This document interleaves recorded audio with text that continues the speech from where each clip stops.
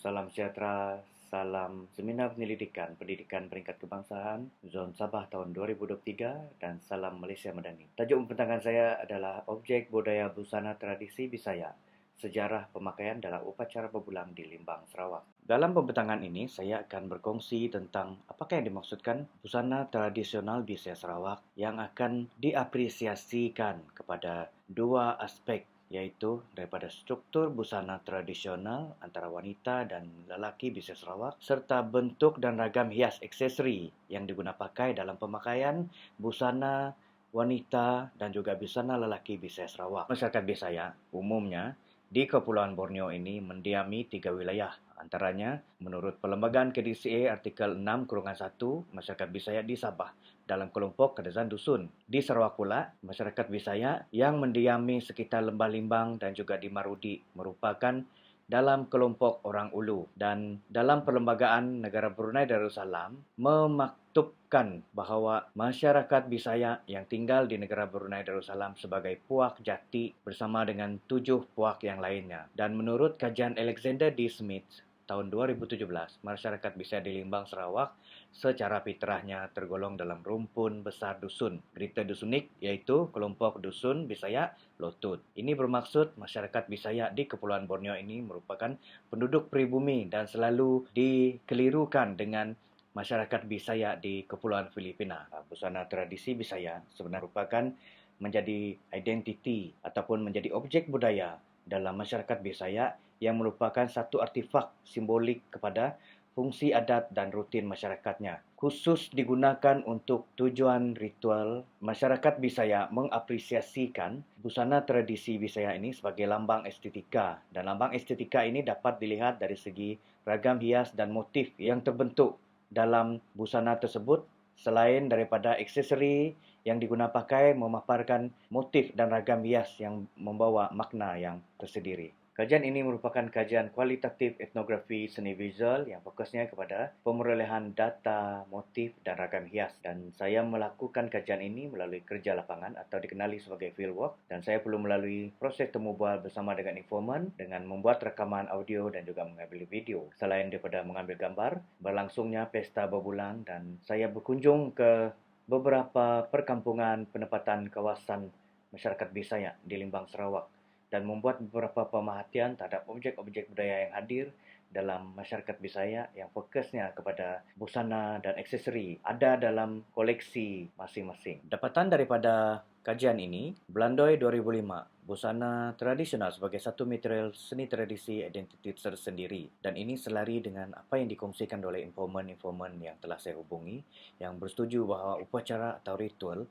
merupakan asas kepada penggunaan ataupun pemakaian kepada busana tradisional masyarakat Bisaya, iaitu antaranya adalah belian penakut di rumah sakit, naji, penyembuhan, tamak buaya, ritual. Dan pada masa sekarang dan pada masa dahulu juga, selain untuk tujuan ritual, upacara seperti perkahwinan dan juga pesta berbulan akan memaparkan penggunaan busana-busana seperti inilah dan lengkap dengan pemakaian aksesori. Struktur busana tradisional wanita Bisaya Sarawak ada sedikit evolusi daripada peringkat yang pertama sehingga peringkat yang ketiga, iaitu baju kebamban budaya Wat Longon, seterusnya baju kebamban dan seterusnya baju masuk. Baju kebamban budaya Wat Longon dan baju kebamban adalah merupakan baju yang sama dari segi cara penggunaan.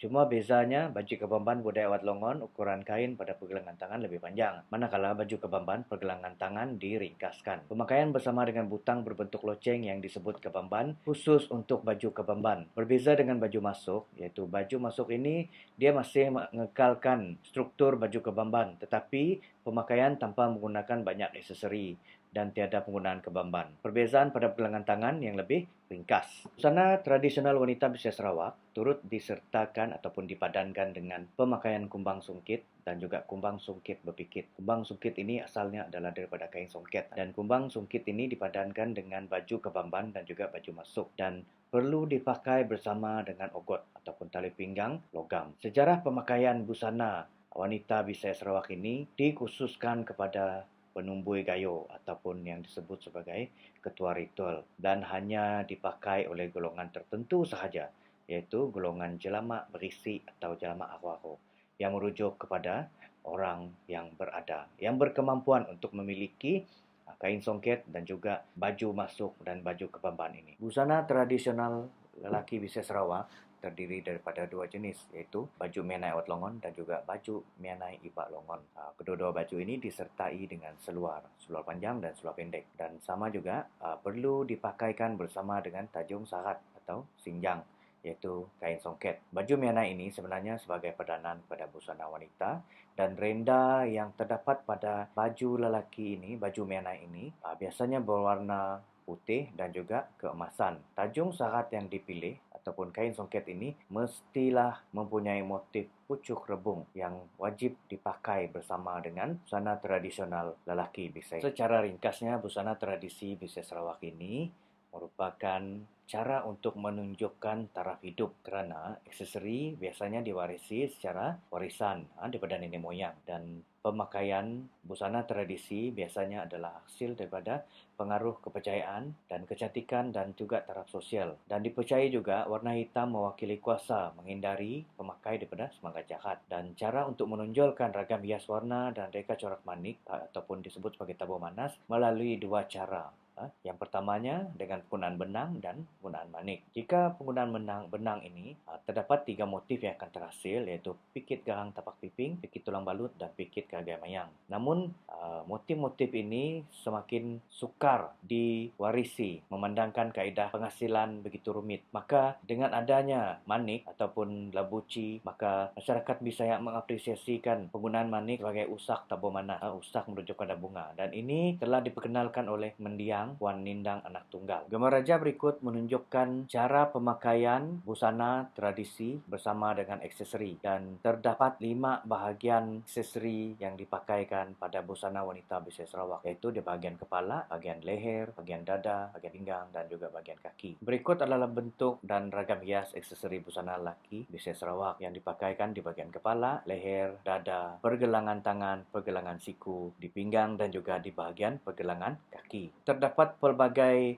aksesori yang dipakai pada ragam hias aksesori wanita Bisaya, khususnya pada bahagian kepala, iaitu singal asik yang diletakkan di atas kepala. Seterusnya penggunaan susuk sanggul ataupun cucuk sanggul yang terdiri daripada 3 jenis, subang ataupun anting-anting, sanggul bertabur, surut sanggul, sanggul berambat, kail sanggul dan usak sanggul. Salah satu aksesori di bahagian kepala pada asalnya tidak boleh digunakan sembarangan dan hanya boleh dipakai oleh ketua belian ataupun ketua ritual. Dan itu pada masa dahulu, tapi sekarang lebih diapresiasikan sebagai hiasan kepala. Aksesori yang digunakan di bahagian leher wanita Bisaya Sarawak. Yang pertama, kungkung manas hitam purak, kungkung manas hitam, kungkung manas salawak dan pedapun. Pedapun ini atau lebih dikenali sebagai dokoh, diubah suai, diletakkan dengan manik yang berjuntayan. Pada bahagian dada dan bahu pula, terdapatnya aksesori seperti induk kebamban, kursang ringgit, angkong dan king, kupu-kupu, kursang paun, barakit dan hamis, kursang pitak, kursang Pulau Pinang, dan siring lembau baju. Di bahagian siku dan tangan pula, terdapatnya kabamban, pakasak taung, golong pipis, golong bakalat, golong alu-alu, golong sengkadan, cincing sang samut, cincing budai emas dan cincing budai perak. Salah satu aksesori yang digunakan pada pergelangan tangan yang perlu mematuhi adat dan pantang larang dalam masyarakat Bisaya adalah golong sengkadan. Dan golong sengkadan ini dilingkar sebanyak 7 atau 9 kali lingkaran dengan sebutan hidup, mati, hidup. Dimulakan dengan sebutan hidup dan berakhir dengan sebutan hidup. Tujuannya adalah untuk mengelak pampan dan matai rompot. Pampan ini sesuatu yang tidak baik, matai rompot maksud mati di hujung. Dan bilangan lingkaran perlu mengikuti saiz pergelangan tangan si pemakai. Selain daripada lingkaran 7 lingkaran dan 9 lingkaran, lebih daripada 10 lingkaran dibolehkan. Selain golong sekadan, pemakaian cincin sang samut juga perlu mematuhi pantang larang, kerana dipercayai bahawa cincin sang samut ini dijampi oleh penumbui gayo. Penumbui gayo ini tadi seperti yang saya sebut tadi adalah merupakan ketua ritual, dan konsep besar ini dijaga daripada gangguan. Maksudnya sesiapa yang menggunakan cincin sang samut ini adalah orang yang dijaga oleh penumbui gayo. Dan biasanya cincin ini digantung pada tangang. Tangang ini dihasilkan daripada kulit kayu dan dipakaikan kepada individu yang dijaga oleh penumbui gayung. Aksesori yang dipakaikan pada bahagian pinggang dan juga pergelangan kaki wanita Bisaya. Kalau pada bahagian pinggang, terdapat 3 jenis ogot ringgit, ogot rantai dan ogot santagi di Yuwau. Dan pada bahagian kaki dipakaikan golong atis. Busana wanita Bisaya Sarawak ini secara ringkasnya yang pertamanya adalah untuk menonjolkan kecantikan. Yang seterusnya, kecantikan ini dapat ditonjolkan semasa pertandingan agak asal berbulang dan juga sebagai identiti masyarakat Bisaya di Limbang, Sarawak kerana dapat dilihat bahawa terdapat perbezaan yang ketara antara pemakaian Bisaya Sarawak dengan Bisaya di Sabah. Pemakaian aksesori yang pelbagai sebagai tanda ataupun sebagai simbolik bahawa taraf sosial si pemakai lebih tinggi daripada orang yang lain.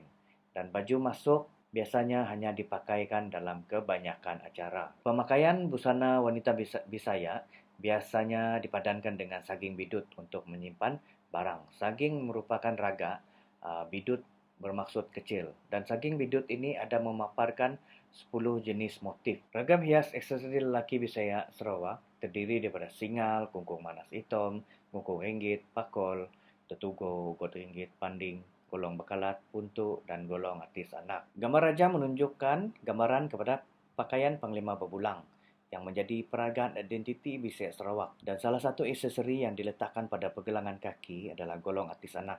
Dipercayai untuk menghalau semangat jahat dan sebagai menunjukkan keberadaan si pemakai. Kesimpulannya, bentuk dan pengertian yang tersendiri dan amat unik apabila kita lihat dari segi ikon yang ditonjolkan lebih kepada estetika dan taraf sosial. Dan pada masa kini, ragam hias begitu rencam, khususnya pada busana wanita Bisaya Sarawak, dan perlunya ada usaha penyeragaman pemakaian busana masyarakat Bisaya. Hal ini adalah untuk melestarikan nilai budaya yang bukan sahaja menjadi rujukan kepada masyarakat Bisaya sendiri, panduan kepada generasi muda, tetapi juga kepada tatapan masyarakat sejagat sebagai satu sokongan ataupun dokongan kepada usaha untuk revitalisasi warisan budaya masyarakat Bisaya Sarawak khususnya. Sekian pembentangan saya. Terima kasih.